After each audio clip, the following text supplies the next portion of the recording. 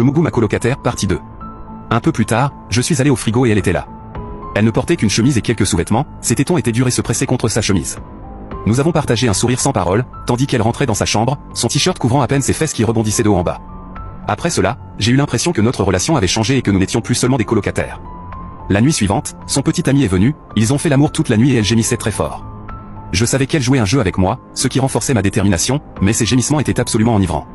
Je ne pouvais penser à rien d'autre, entièrement absorbé par le son de sa lente montée en puissance, je ne pensais qu'à ses gémissements. Sans y penser, ma main était sur mon bangala, le caressant lentement, complètement perdu dans son sexe. Ils se sont arrêtés, et rapidement, de sa baise rythmée et de ses gémissements, on est passé à un silence complet dans sa chambre. Le lendemain, j'étais très occupé, en rentrant à la maison, j'étais fatigué et j'avais envie de me détendre. Elle était là, toute seule. Je pouvais sentir la tension entre nous, et j'étais sûr qu'elle la ressentait aussi, alors j'ai bavardé avec elle en espérant qu'elle s'apaiserait. Ma seconde colocataire était chez son petit ami ce soir-là, et il n'y aurait donc que nous. Elle a proposé de regarder un film et j'ai accepté, voulant me détendre après le travail.